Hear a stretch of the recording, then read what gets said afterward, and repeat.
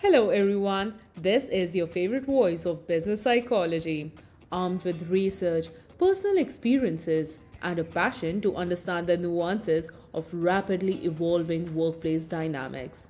I am your host, Kritika Kashyap, a management psychologist. Let me introduce you to the dynamic Chirag Gupta. Dive into international development, and you will find Chirag's footprint in places from South Africa to the Philippines over the last 8 years. Ever came across the big project of the Asian Development Bank's Youth for Asia initiative? Yep, that had Chirag's touch, engaging millions in Asia Pacific. Now he is making waves at Chemonix in India, revolutionizing health marketplaces for better accessibility and affordability. Remember the Unleash Global Innovative Lab in India? Chirag was instrumental there, churning over 170 prototypes for global goals. But here's a twist, he's not just about work. Amidst COVID 19, he co founded Comunitilab, amping up job seekers' digital profiles. And to all budding professionals out there, Chirag's mentoring must be the boost you need. A firm believer in partnerships and strategy, he is an advocate for change that's truly lasts. I am thrilled to invite Chirag Gupta. Welcome, Chirag, and good afternoon. Thank you so much for joining us today on the podcast Psyche and Success, the Gen Z edition. So, first of all, Chirag, I would want you to introduce yourself to the listeners, walk us through your projects that you have been involved in. Thank you so much for welcoming me to the podcast, Kritika. I have been listening to all your episodes and definitely some of the most insightful episodes I have listened to in a long time, sharing about Gen Z at the workplace and how everyone could be more equipped on having them. So, pleasure is all mine to be on the podcast and share some of my experience as well. My name is Chirag, and I have been working in the development sector for about 8 years. And I have been at the cusp of being a Gen Z. I just missed being a Gen Z by literally a year. I was born in Okay. 1995. So I can share insights from being a millennial as well as how I miss being a Gen Z myself. And That is for why the you last are the perfect candidate for it. Exactly. And for the last 8 years, I have been working amongst with young people and for sustainable development goals and finding a culmination of both. I was there when the sustainable development goals were launched in 2015, and since then I have worked with youth organizations. I have worked on research with how to have more young people in the organization. Then I have worked on climate change and health markets specifically recently, and most of the areas where I have focused on being a young people myself has been about young people and how we can involve them more. So definitely really looking forward to how I can share my insights and some of the work that I have done as well. That's quite interesting because, even when we were discussing about all your projects that you have been doing, so I see a lot of, impactful and all the project is social causes that you have been deeply involved in. So, and Gen Z is known for working, being deeply caring about the social causes, the impact, the positive impact, bringing about a change in the environment that they are in organizations. And as you mentioned already, that you are a millennial but still on the edge. So, how do you think when you are picking up any project, what is the criteria? Is it like there has to be some, social change, or how do you pick projects when you're working on it? What goes in your mind? Sure. I mean, definitely first thing that goes in my mind is how I can provide value to a project or a certain area where I have been looking up for a project in, specifically with my skills and the areas where I have worked in and also where I see myself growing in the next few years. So definitely that kind of value creation is the first thing that I look at. But on the larger end, I think when we see or when we talk about Gen Z or people in the job markets right now, everyone has been talking about purpose or the larger big Right. picture which they want to contribute to. And I think that has been the major reason why people have been taking jobs these days, and also why they are leaving jobs these days, because they don't see the purpose in the beginning itself. So I definitely look at how I can contribute to a Right. particular project, and also how the project is contributing to a larger kind of global environment as well. And Gen Z definitely is more social conscious these days. They always talk about climate change. They always talk about racial justice or diversity and equity and inclusion these days. So Yes. definitely, these are some of the areas that even I look at when I'm choosing a project, and if the organization that I'm working with, how they are contributing to, say, the climate or different other social issues that they have been working in as well. For example, sustainable fashion, or how they are working on cleaning up the oceans, and they are not contributing to a larger uh, problem of the waste that is already there. So definitely looking for those social conscious brands is somewhere at the back of my mind as well. And my deep interest lies in climate change and ocean pollution. But definitely, I'm very keen to learn about newer topics as well. For example, I recently started work into the health sector, so that Okay. gave me insight about how health sector in India or how the global markets in health sector are there as well. Last year, I had a chance to work to conduct a global innovation lab where I worked on multiple themes which were around education or renewable energy and non-communicable diseases, climate change, and everything. And being an engineer as well, I mean, renewable energy has been something that I started working in very early stages of my career as well. So definitely, these Okay. are some things I definitely look at when I'm working on a project or when I'm looking for a new project. That's incredible. That's actually the need of the hour, the need of the world at the moment, that people work, they actually care for the environment, the ongoing things that is happening around, and how can we as individuals make it better. So that is really commendable, the kind of project that you pick up and what you have been doing. So, you know, how, because you had been talking about how Gen Z is into all of that, and then you also are so much passionate about causes and working towards it. So, otherwise, when you see your friends and who are millennials again, do you see a difference between the mindset, or how would you think that millennials are any different from Gen Z? Yeah, What do you think about that? yeah. So first of all, if we talk about millennials and if we talk about Gen Zs, I mean, both of them are pretty broad age range. So millennials started in like 1980s, who are like 43 years of age right now, and then Gen Z also covers everywhere from 1997, which is almost our age, and till 2012, which are in their early preteens.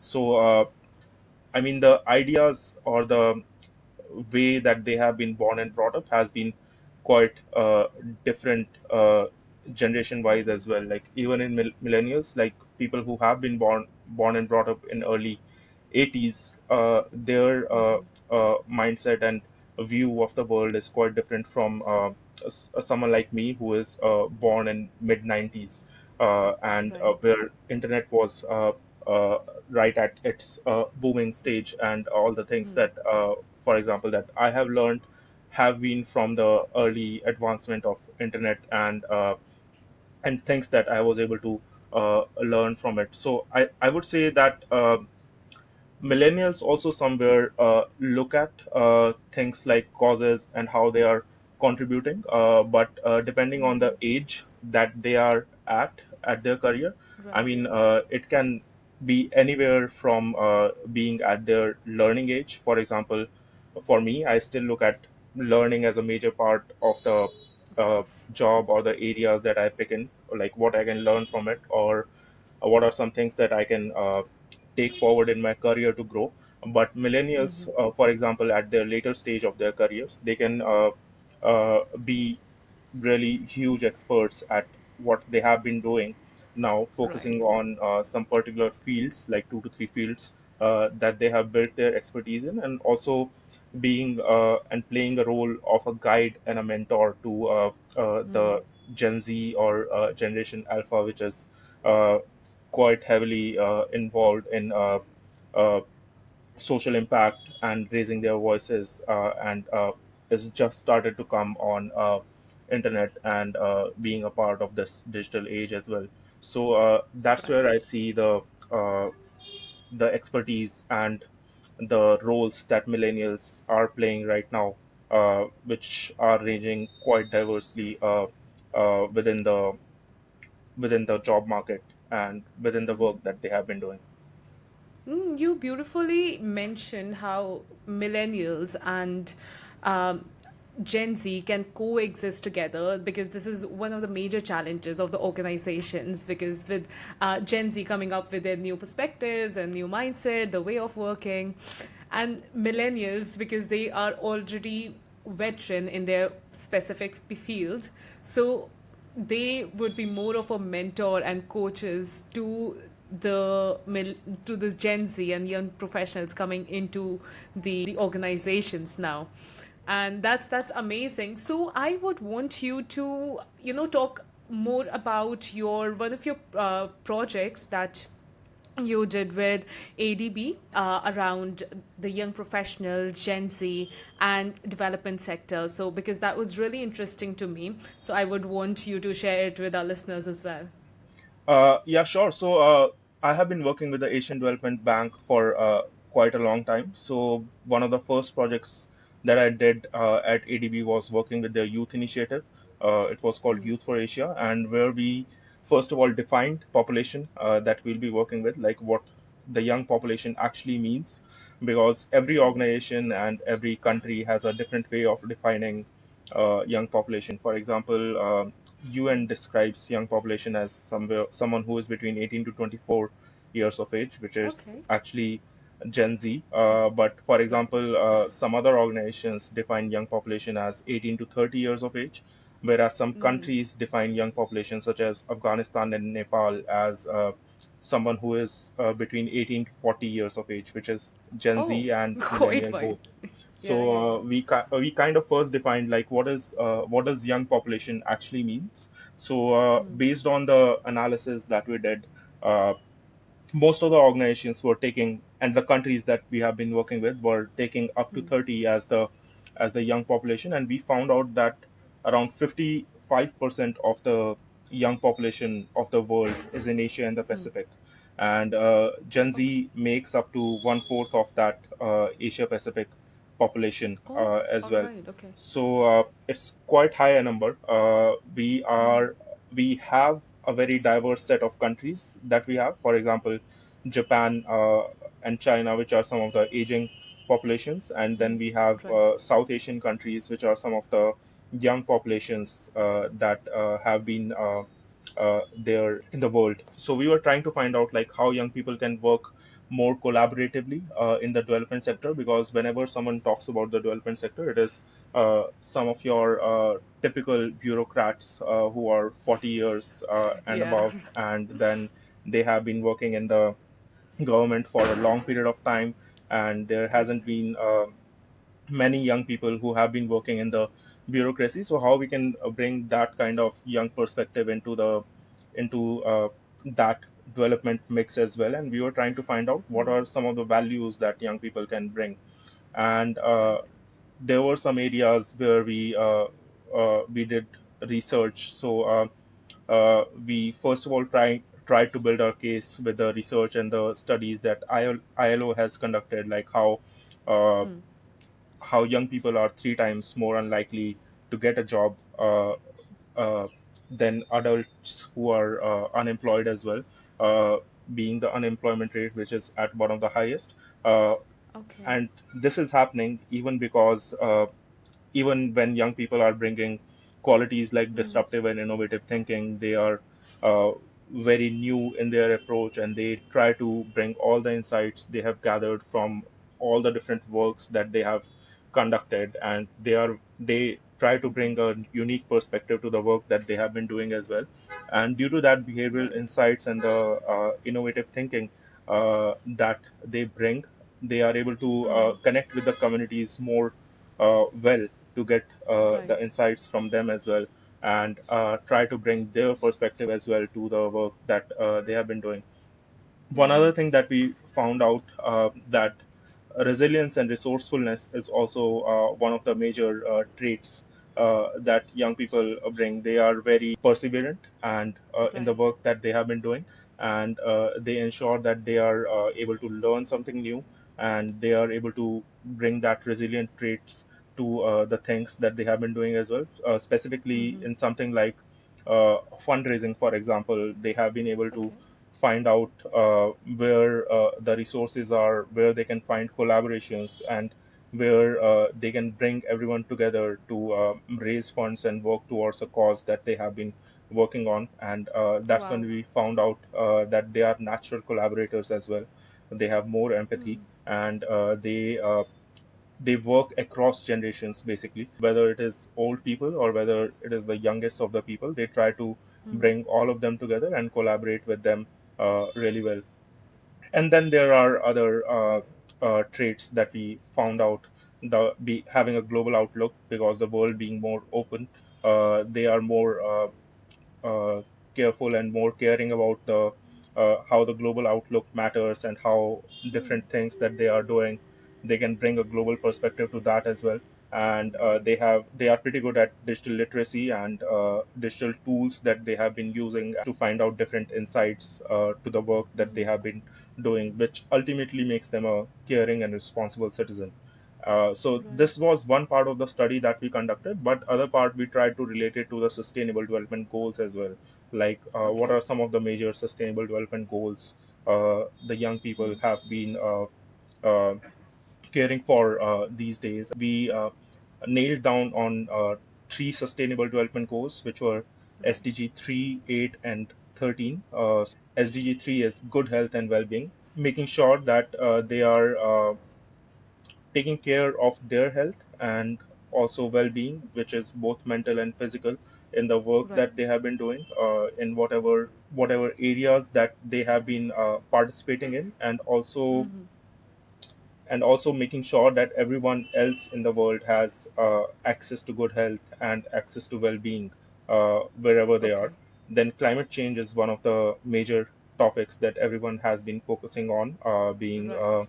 climate conscious, being paying attention to sustainability, paying attention to no waste and everything as well. And then SDG number 8, which was decent work and economic growth, is also Okay. something that they have been paying attention to, which is quite relevant to what you have been working as well, like how Gen Z and young people can get decent work and quality jobs, and Yes. how workplaces can adapt to providing that kind of quality jobs as well, and how Yes. Gen Z and young people can pay attention to the economic growth of not just the country and the region that they are in, but also globally, how they can be Right. more participative in that. So, tell me more about when you talked that your researchers showed that Gen Z is they are more resilient and they bring about new perspectives on the table, new ideas. So, and in the development sector, because they are more focused, they are more veterans and people who are millennials or at the age of 40, and so how is it, even if Gen Z is bringing about a lot of new things, why is it that the development sector is not able to inculcate all of the goodness of Gen Z to help get better with their targets and missions? Yeah, I would say, I mean, there are two sides of the development sector that I have been seeing right now. So one is the Okay. traditional development sector, which is they're working with the government or the public sector or the development banks or the international organizations that are catering to the development in the world. that is there. But then the other side is definitely the newer NGOs and the work in the social sector, and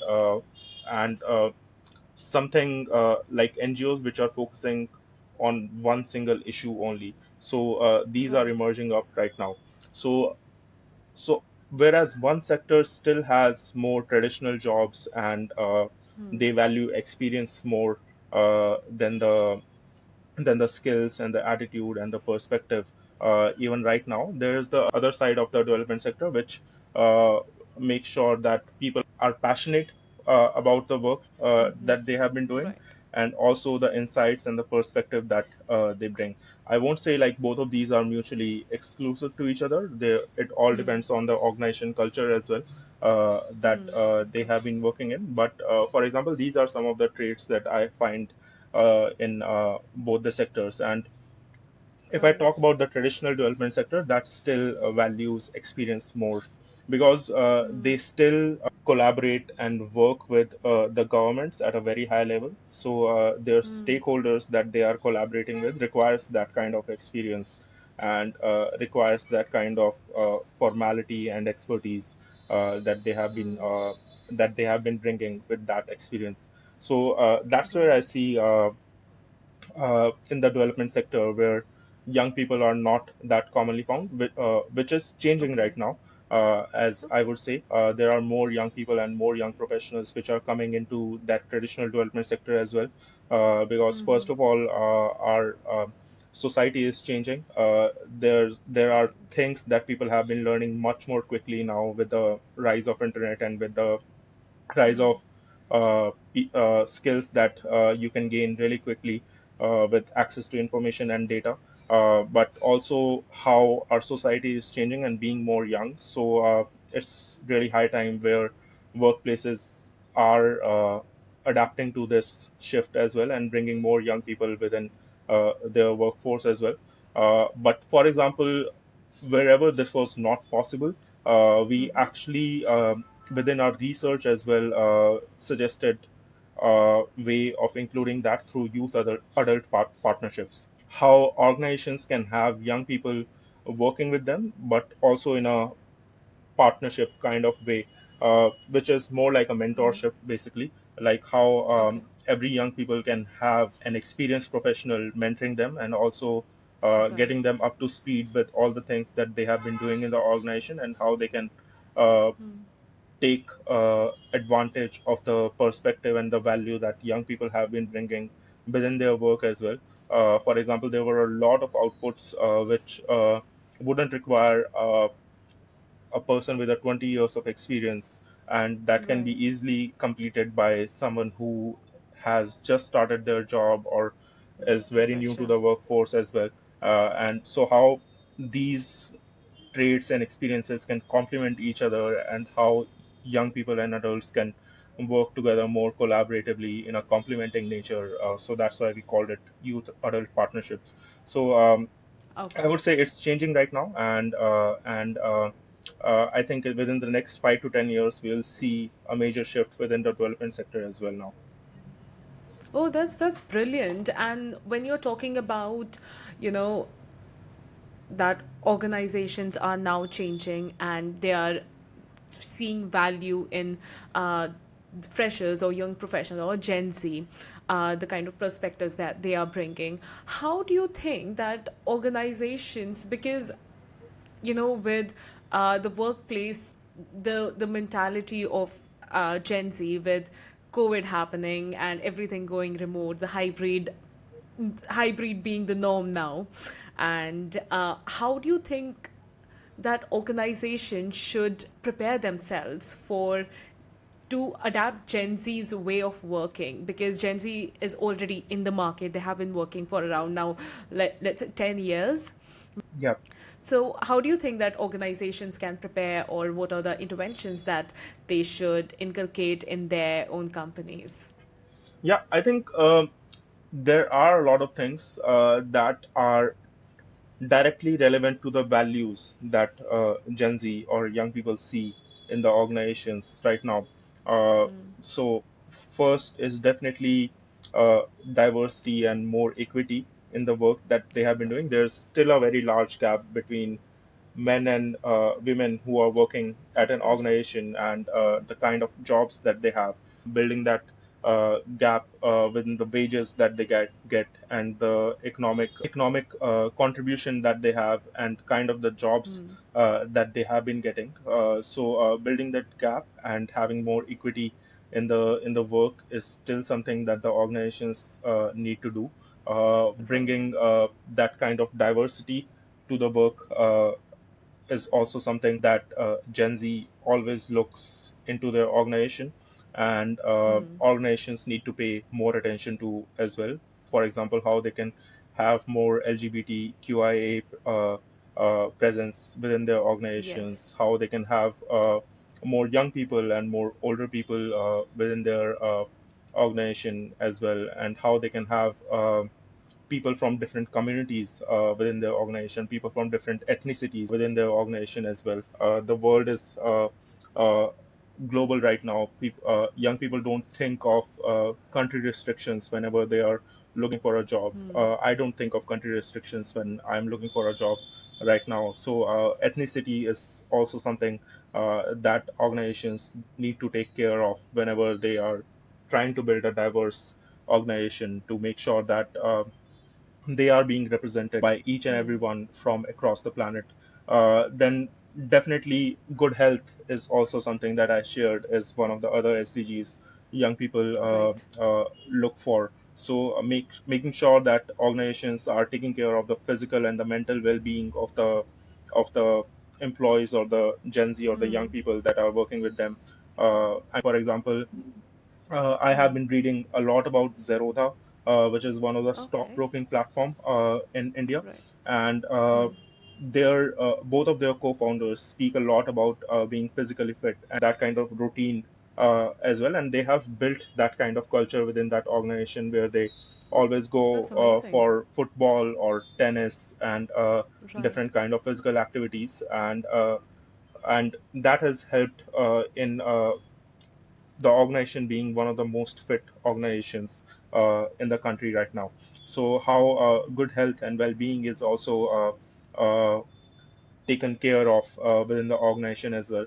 Then third thing is definitely sustainability, which is one of the other values that Gen Z or young people focus on right now. So how organizations can be more climate conscious, how they can have uh, initiatives where they are talking about being sustainable, not just financially and economically, but also environmentally and socially as well, Right. and how they are being more uh, climate conscious and not creating any waste, not supporting organizations which have not been sustainable right now. Then another thing that organizations can work on is definitely supporting Gen Z or people who have just started in the workforce with mentors who can help them realize their purpose, who can help Right. them with right skills and right training that they would need in their early years to make sure that they are being caught up to all the things that they need to know, how to work in an organization, and how they can grow within that organization as well, or how they can grow within that particular domain or that particular skill that they have been working with.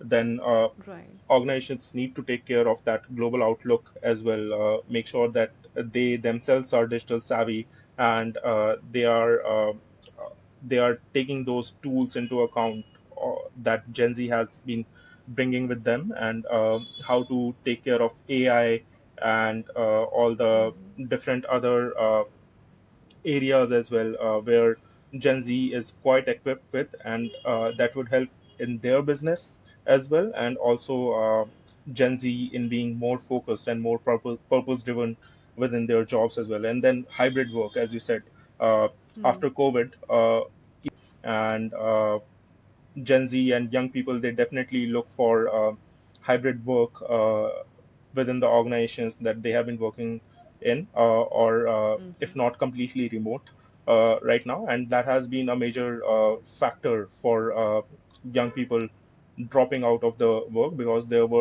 organizations were not remote friendly, and they were Right. not are not ready to take on hybrid work with the changing scenario right now.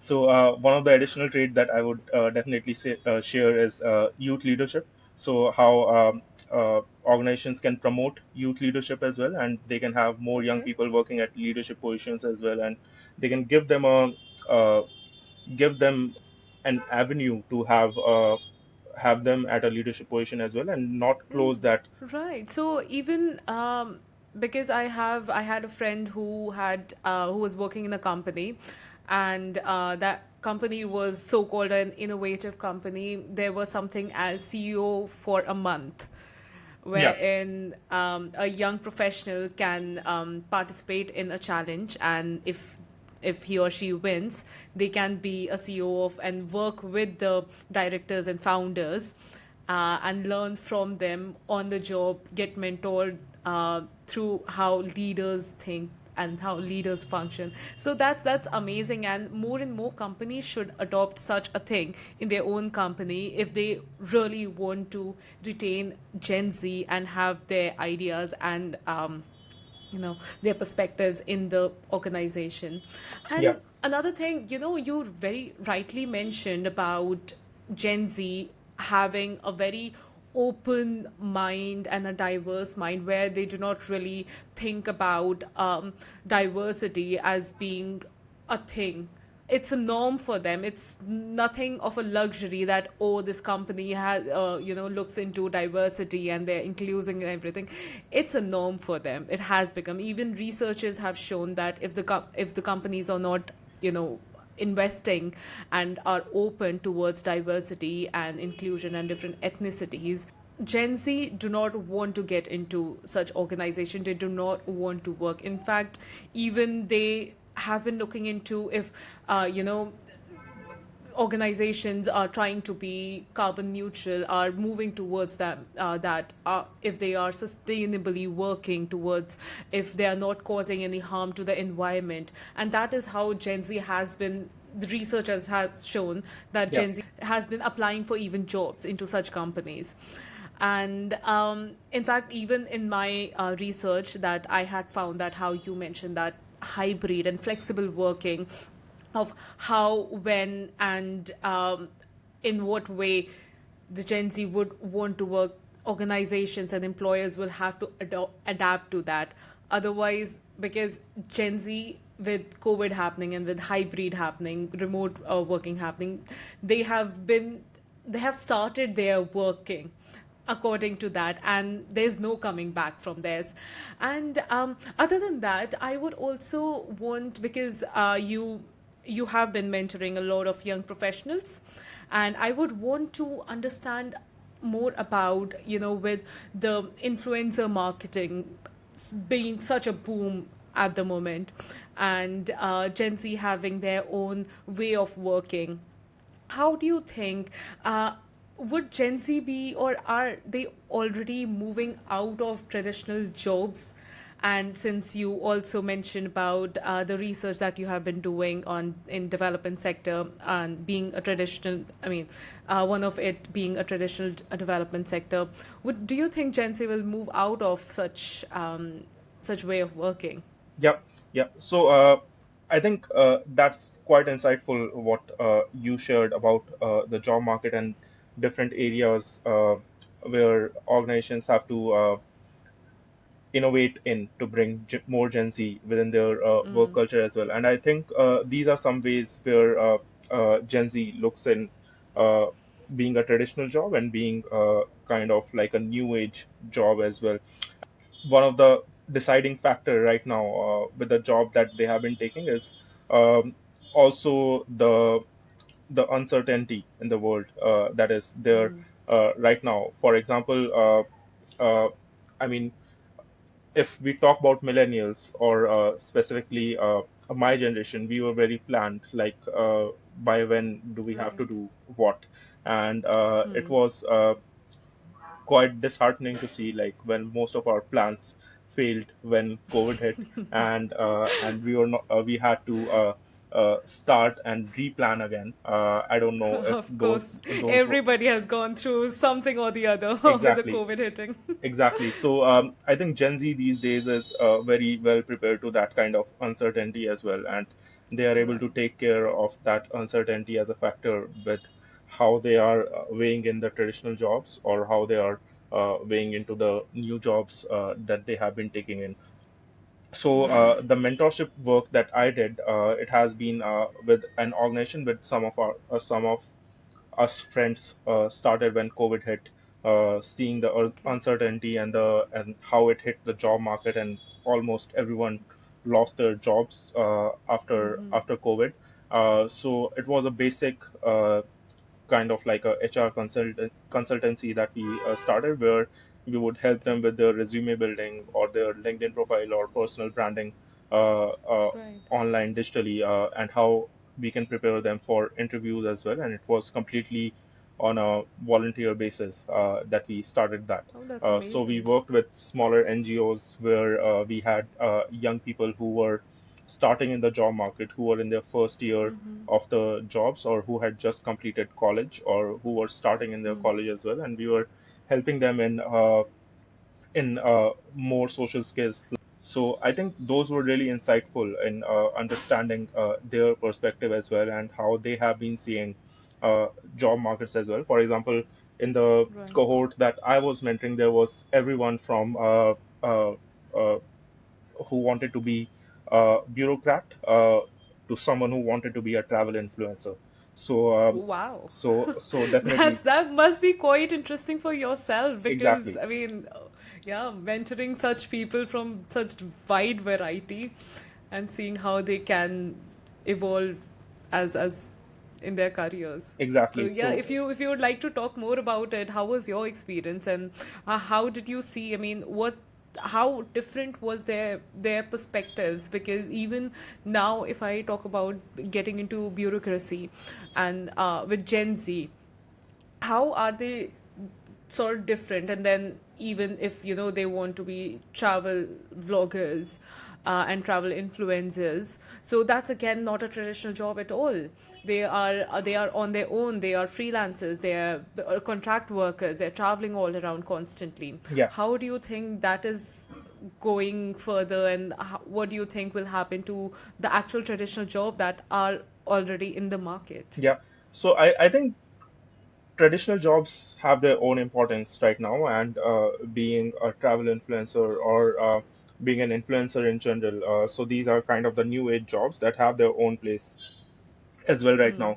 So the way I see it, I think both of these jobs are going to coexist in the future, and there are people or young people who would be attracted to those traditional jobs as well, and then there would be young people who would like to be influencers or being attracted to those new age jobs as well, which is more on the entrepreneurship line that they'll be taking in.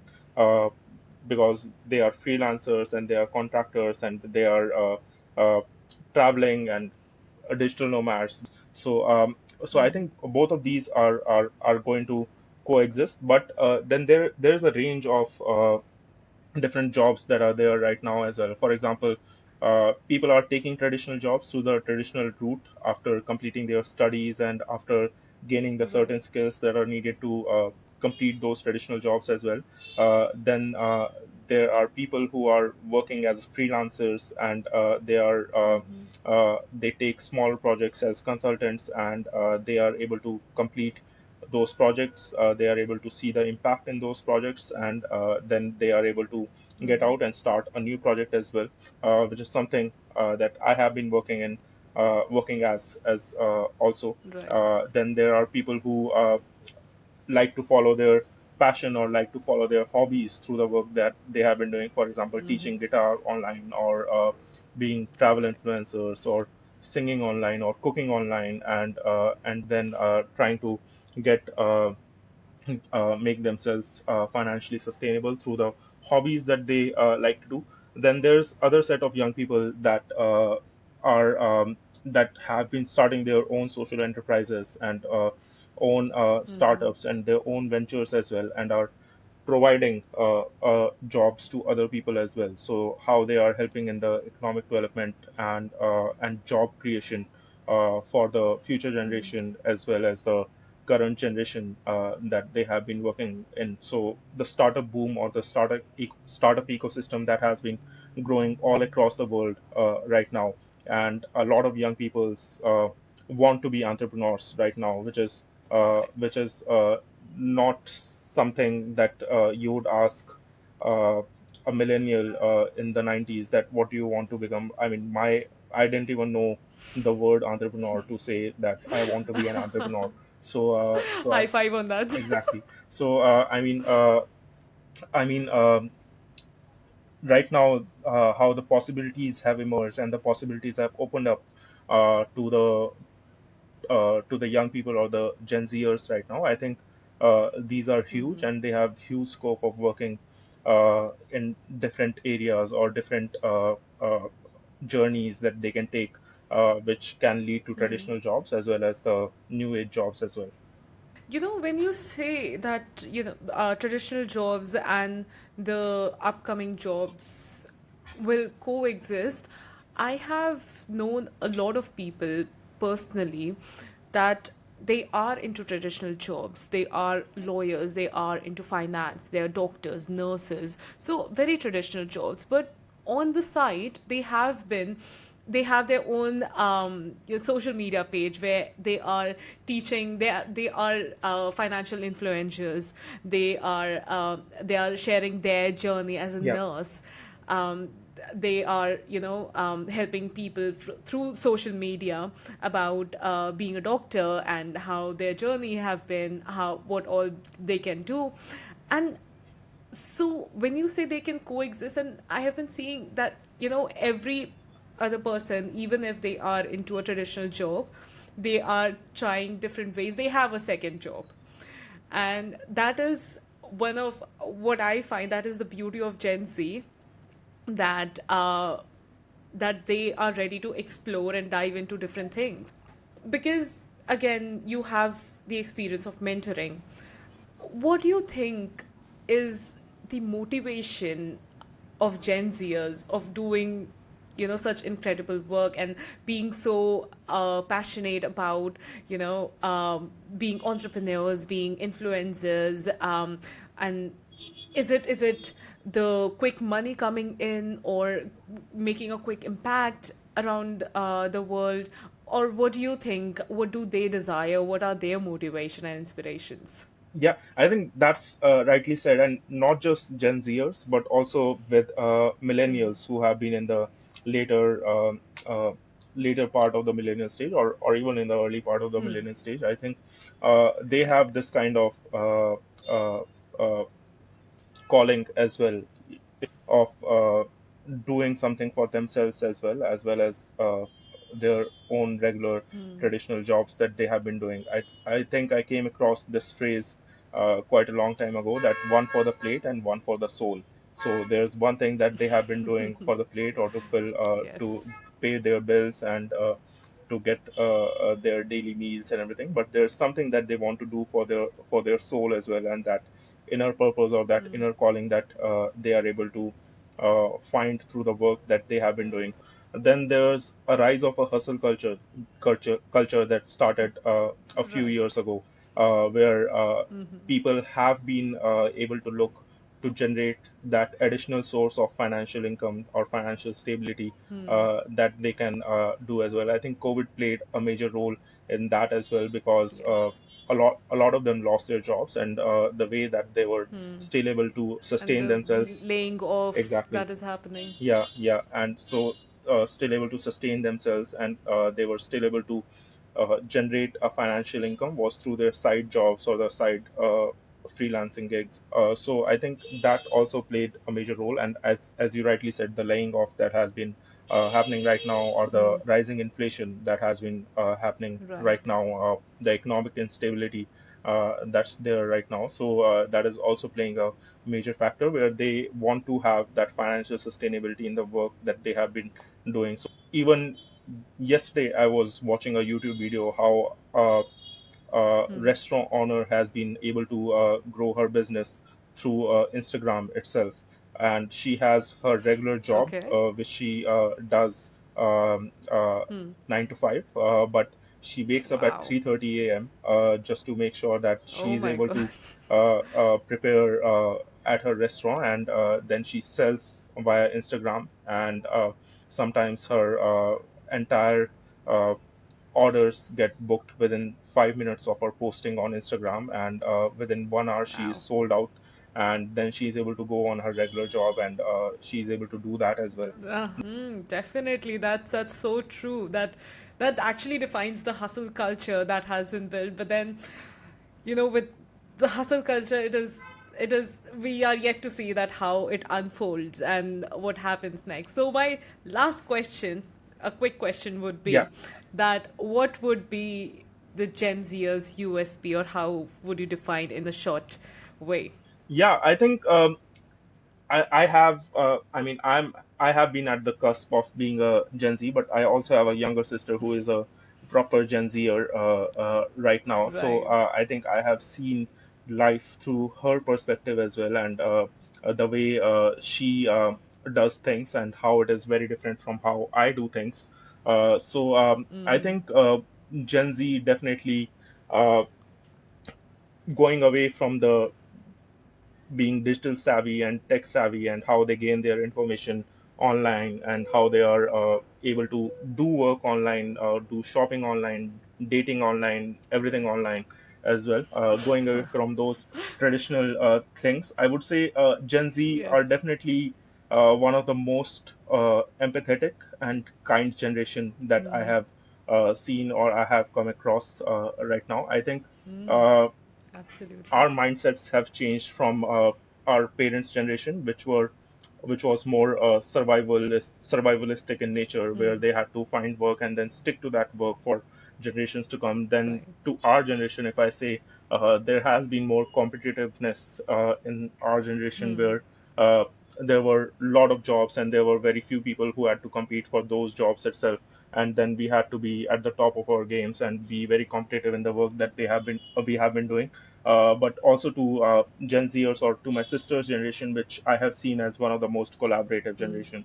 So how the mindset has been shifting as well from our parents' generation to the Gen Zs Absolutely. and Yeah. the new generation that is there right now. I think that is also something quite amazing to see. I think I learn lessons on being more empathetic and being more kind from my sister uh, whenever I Yeah. can. So I think that is one of the traits that is going to define the next 20 to 30 years for sure, because they are more focused on their mental well-being, and making sure that they are able to take care of themselves.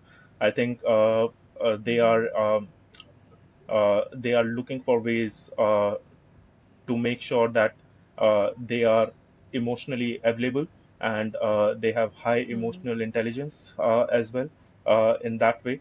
And I think that is going to change the game within the next 20 to 30 years for sure. Absolutely. And there is so much that each one of us can learn from Gen Z, and how they are so so caring towards the outside world. And that has been such an incredible conversation with you, Chirag. I loved all the discussions, you sharing about your personal experiences, and how even you have evolved in your work. You have been helping a lot of young professionals, and how organizations can be better and be more prepared to adapt Gen Z and take help from their perspectives and their new ideas. The conversation was definitely very valuable for me, and it definitely would be for the listeners. And thank you so much. Yeah, and it was very valuable for me as well. I think from your role in being organizational psychologist and the insights that you were able to share with me as well, I think those were quite interesting to me, and I had a lot of fun doing this podcast as well. And I hope it would be able to help someone in some way. Awesome. And so, to our listeners, if you want to reach out to Chirag and you want to learn more from him, from his experiences, and understand even further, feel free to reach out to him. I will be sharing his LinkedIn link and his Instagram link on the description, on the podcast description. Don't forget to follow and share the podcast so that you never miss an episode. Leave us a review on Spotify, Apple Podcasts, or wherever you get your podcasts. Your reviews help us to reach out to more listeners and continue to bring the latest insights from the field of business psychology. Thank you for joining us on this journey. This is your host, Kritika Kashyap, signing off. Stay curious, my friends.